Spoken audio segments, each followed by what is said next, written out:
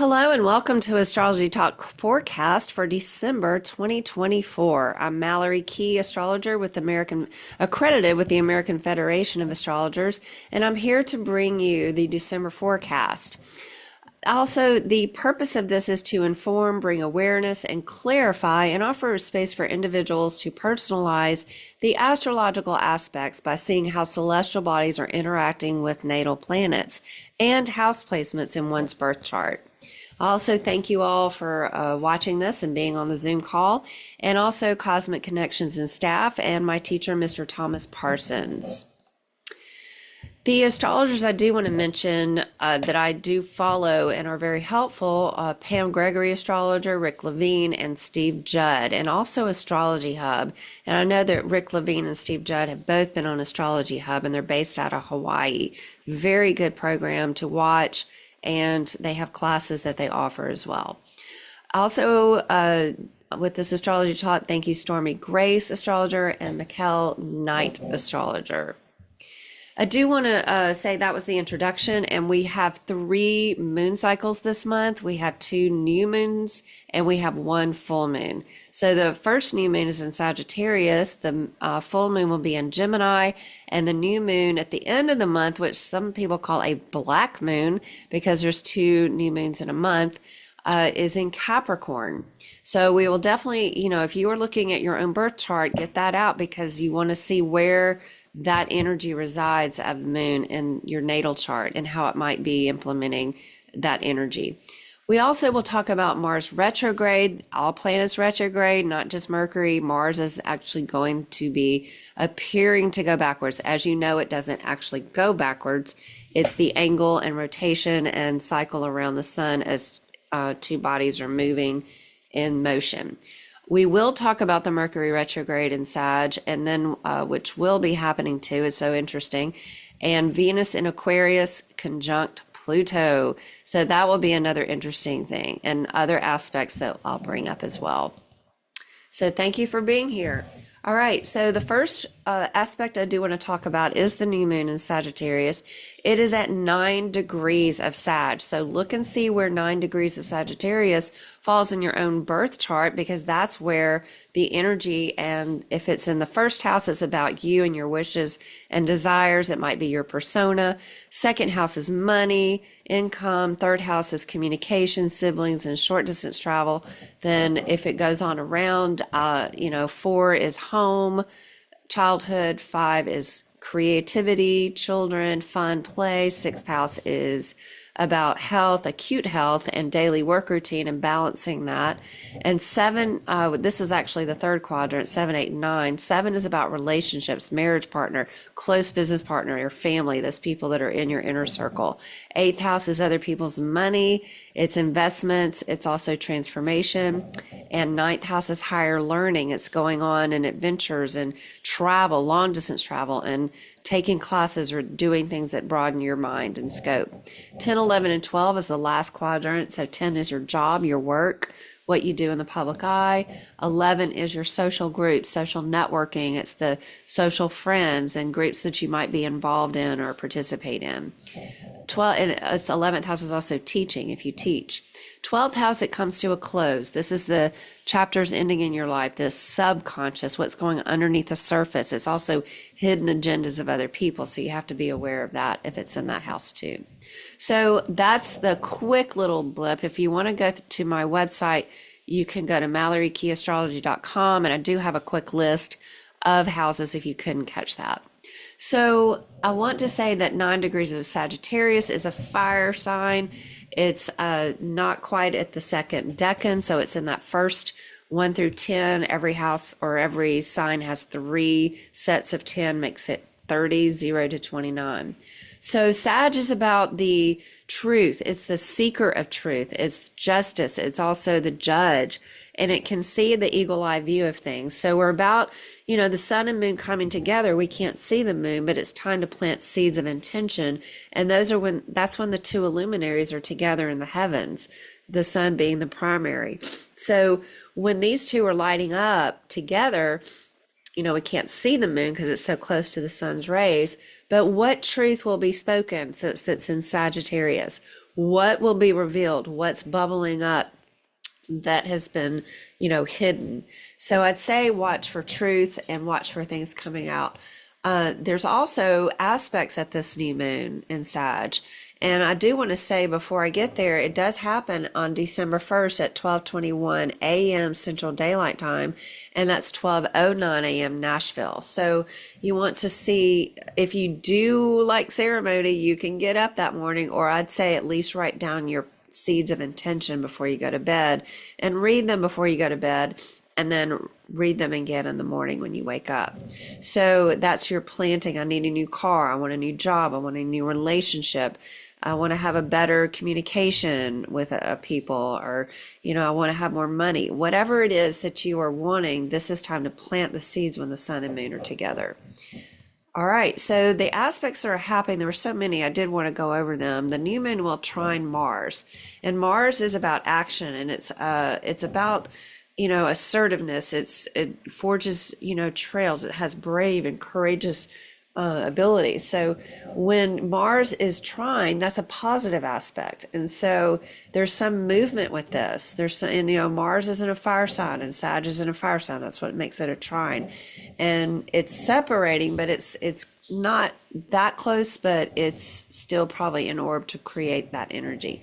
Now, the thing that's applying is that the new moon squares Saturn. So that could be something about government, structure in society, its foundation, it's our responsibility and integrity. So what is being highlighted that we need to make sure we're taking our responsibility to stay in integrity, to do what we need to do. Sometimes you need to look at your own and take care of matters and take care of business with your own world before you try to help somebody else. And it's okay to help other people, but you got to, keep in line. Are you getting things done that you need to get done to take care of yourself on a daily basis? And so Saturn is in a water sign, and water and fire don't mix, right? So water squelches fire. So Saturn is about that government and structure. We might see something coming up about our government and banking and things like that, and what truth will be revealed to where we have to make a decision. The next thing is Mars trines the south and the north node. So, it trines the north node and it sextiles the south node. So it's another reason, to move forward. When it's a trine, there's another fire sign. So you basically have that 5 degrees to the 4-degree nodal axis. And the north node is where we're heading on a global level. It's not the north node in your personal chart. This is the one that's traveling in that zone, that energy placement. So it's not an actual object. The north node in Chinese astrology is the dragon's head, and the south node is the dragon's tail. So it's in Libra and the Aries axis. So Libra is where it's been. Time to let go of that Libra energy and assert yourself into that fire. What do you want? What are your dreams? What are your wishes and desires? We also have Venus trine Uranus, and Venus is love, beauty, and money. And it's trining Uranus with this new moon. Now, she'll end up squaring Uranus later, but right now it's applying at the new moon from 23 to going towards 24. Uranus is in an earth sign of Taurus, which is the sign that Venus rules. So it's stability, structures, and it's our ability to take care of ourselves with, money and beauty and possessions, and wanting to have that stability there. And Venus in Capricorn means business, because Capricorn is the Capricorn is the CEO of the zodiac. That's the achiever. So we have Venus, love, beauty, money, trine in a positive aspect to Uranus, sudden change, who normally rules the sign of Aquarius. So Uranus is sudden changes out of the blue you didn't see coming, but this is a positive aspect. So we might see sudden positive things happen that come out that we weren't expecting. Uranus is also sextile to Neptune. So Uranus, and that's a very high positive aspect. Neptune is film, it's art, music. It's our creative spirit. It's also the spirit planet. It's a spiritual healer. And so a spiritual teacher. And Uranus is the future, and it's in Taurus, which is earth sign. So earth and water nurtures earth. So that works out well. So what will be happening with the film and creativity in our spiritual awakening? And Neptune also sextiles to Pluto. So Neptune is a sextile position to Pluto, but Neptune's backing away from that, and Pluto's going forward now in Aquarius. So now we are having Pluto in Aquarius full time, since we're mentioning that. And Neptune, given that that's the creative one, and Pluto is the god of the underworld, there's some deep movement in a positive way, but you never know with Pluto because it goes so deep. It's very profound, and it's our secrets, it's our shame, our guilt, our fear, and it's also our more profound authenticity within ourselves. The next thing is Mercury is trying to Chiron. So Mercury is the messenger of the gods, and it's trying to Chiron, which is the wounded healer.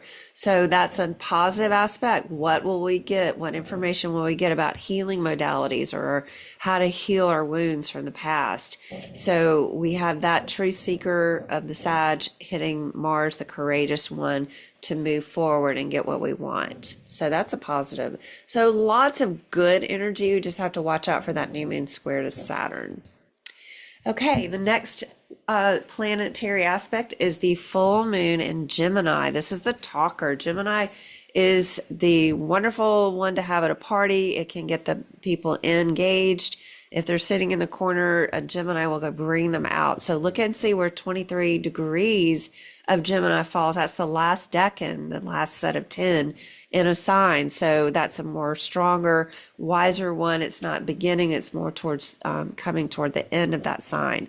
So it happens on December 15th. That's when the sun and the moon are opposite each other at 3:00 a.m. in the morning. We've got some early moon aspects here, and it's 2:48 a.m. Nashville for those of you who are in my hometown. So Gemini is the communication planet, as I said, and it's ruled by Mercury, the messenger of the gods. So we want to look and see, especially look in your own birth chart to see where that 23 degrees of Gemini falls, and also the 23 of Sag, where the sun will be. And 180 degrees, we see the moon in the heavens.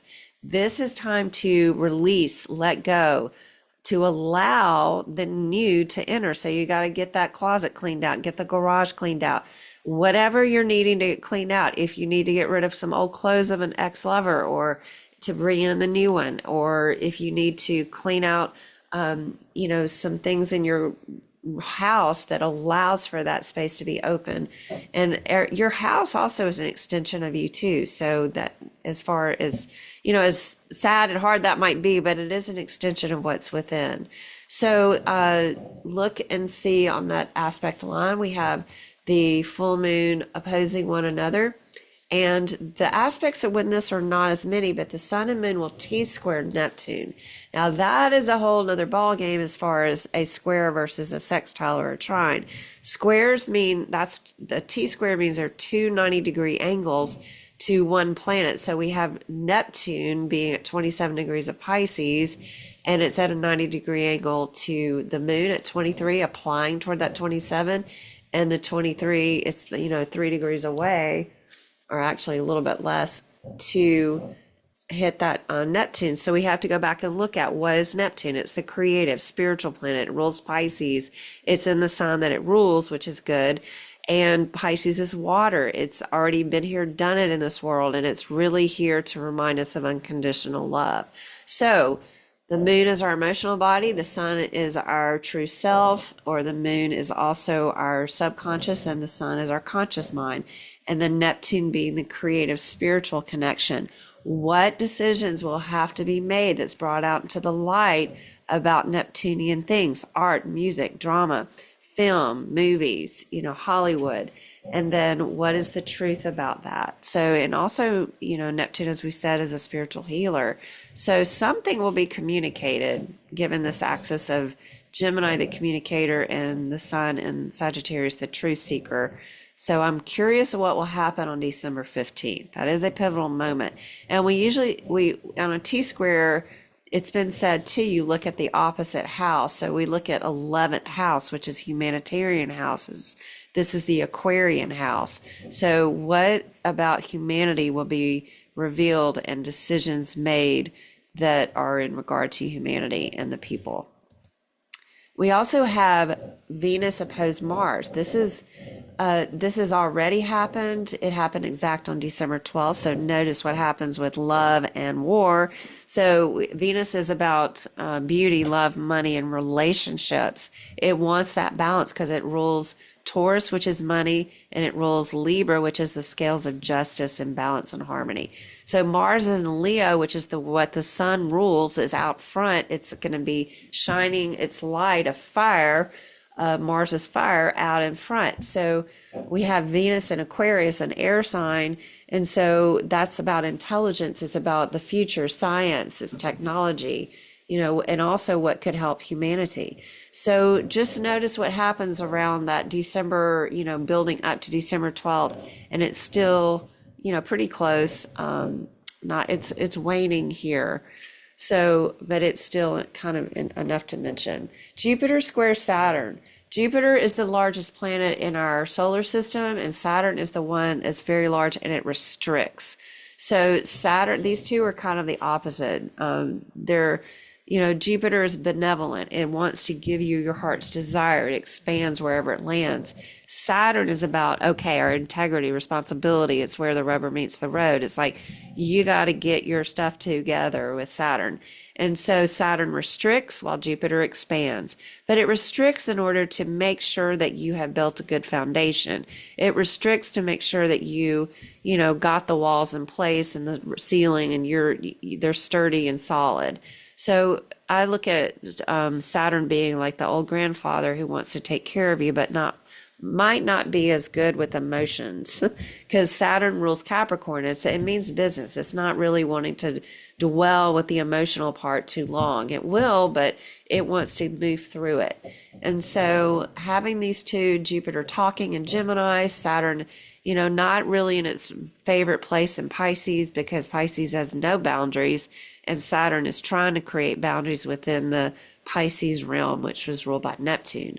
So, this will be interesting. There'll have to be a decision made between these two of not going overboard, not speaking too much, but listening and being in integrity about what you need to say, and also what you need to do with your responsibilities.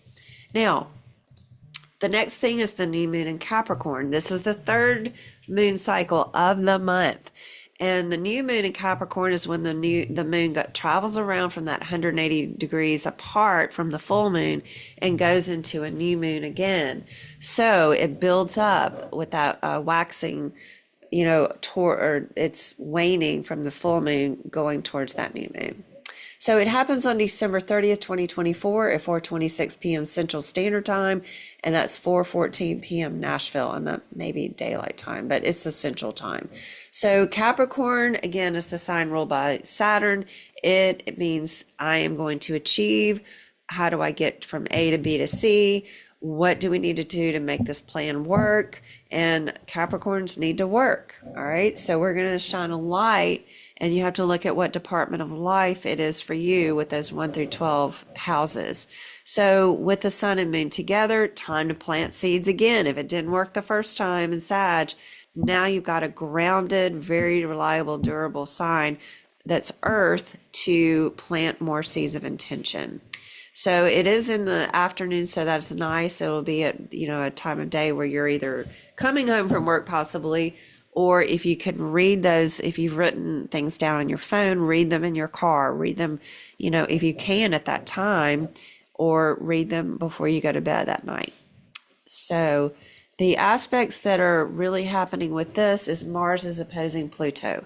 Now, Mars during this new moon is at 2 degrees and Pluto's at 1 degree. Mars is reversed. He's in its retrograde motion, and he's opposing Pluto, god of the underworld. So a god of war opposing god of the underworld. Nobody really wins at a fight with Pluto, from my understanding. Mars may try and try and try. He will give his best, wholehearted, and very calculating warrior mentality, but Pluto is no one to be reckoned. I mean, he is the one who will win. So he's in Aquarius, which is about the humanitarian needs of the people, and is in Leo, as we said before, which is ruled by the sun. It's out front and center. But you never push a Leo out on stage until you tell them their role. They have a shyness to them. They have this little sensitive.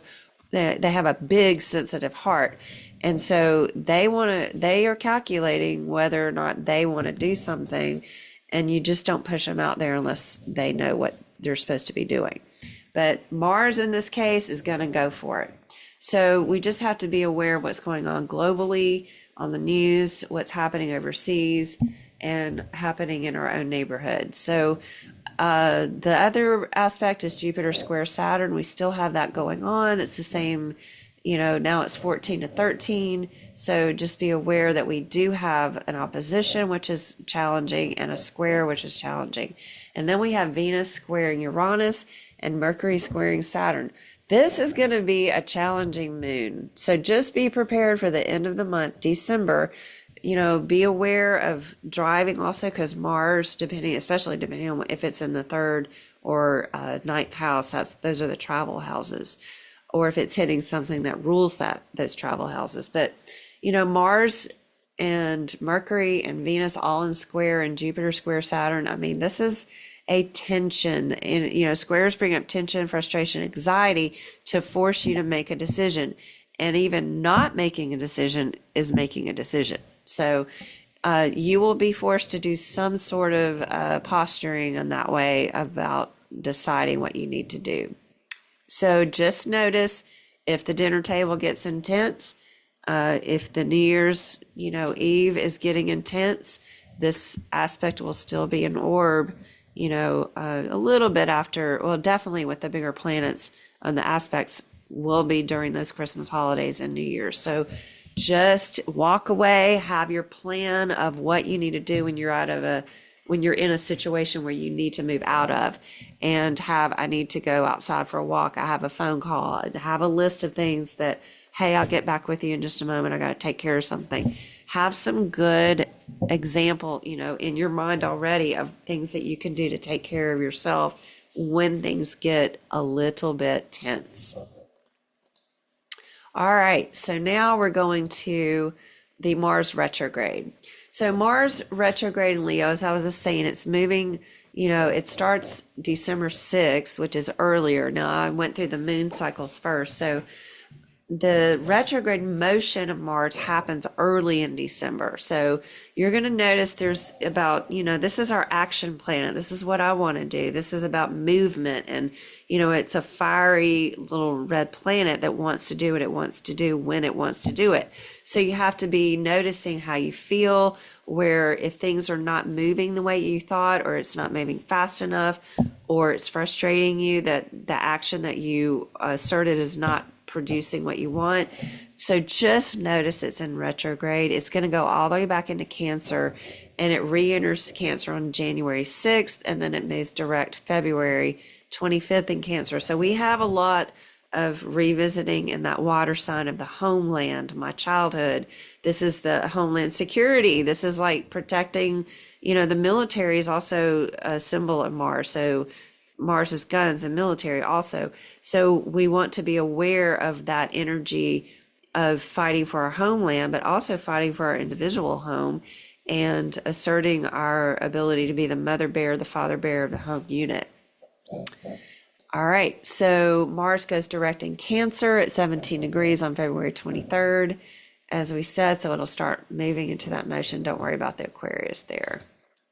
All right, so Mercury went retrograde in Sagittarius at 22 degrees on November 25th. That's when Mercury started retrograding, and it will keep retrograding in this December. So just notice anything that's causing delays in documents and contracts and negotiations or revisiting, having to redo it. Notice it could be that you did something when Mercury was stationing to go retrograde. So that was at the end of November, which will be right at Thanksgiving. So be prepared for some wonky conversations or technology going out or phones messing up. Computers, it's also currency. Notice the banks and things like that. So just notice any kind of documents and contracts that might have to be redone. Okay, so there's Mercury at its 22 degrees of Sag, the truth seeker. Now, Mercury is direct in Sagittarius at 6 degrees on December 15th. And then we have its shadow, but you'll start noticing on the 15th that there's a motion of energy of Mercury, our speaking and technology and gadgets, and also travel, because Mercury rules the third house of short distance travel. So and then Sagittarius, the sign that it's in, is long distance travel. So just notice, any kind of delay in things, but then the 15th, it'll be a little bit wonky as it stations to go direct. Then you start having some forward movement and things start working. Okay, Venus and Pluto, and we're coming toward the end of this. So Venus and Pluto are conjunct in the sign of Aquarius. This is going to be pretty interesting. And just know also that the sun this week was sextile to Pluto in Aquarius and the sun in Sag. We didn't know Pluto when it was in that Aquarian sign. I think the last time it was in Aquarius would have been 280 years ago, and we didn't know about him. So that's why we're having that Pluto return from, our government was founded, or we founded the nation of the United States of America on July 4th is what they say, 1776, but we didn't know about Pluto then. And then now we are in the conscious awareness of Pluto in the 20th century. It was founded in the 1900s. So December 7th, we are going to have Venus run into Pluto in that Aquarius sign that we are consciously aware of now. So this will be very interesting energy, with both of these planets, the Venus and Pluto, involve money. Venus is your own money, your income, what you need to live and thrive on this planet, and what the possessions that you need in order to function. Pluto is other people's money. So it's also transformation, and it could be inheritance or the stock market or some sort of return on a fund. So we have these two money planets coming together in the sign of Aquarius, the humanitarian, science, technology, the future, moving forward, getting you unstuck out of a rut. So a Venus arrived in Aquarius will have arrived December 7th. So that, and then just shortly after that is when it is at 0 degrees 22 minutes. Well, thank you for that's actually supposed to be thank you for watching, and I appreciate you spending the time and joining Astrology Talk Forecast. We will have an Astrology Talk class to help spend a little more time individually, or if there's a large group, then I give you examples of how to find the sun and the moon. And if we have time, we will look at people's charts.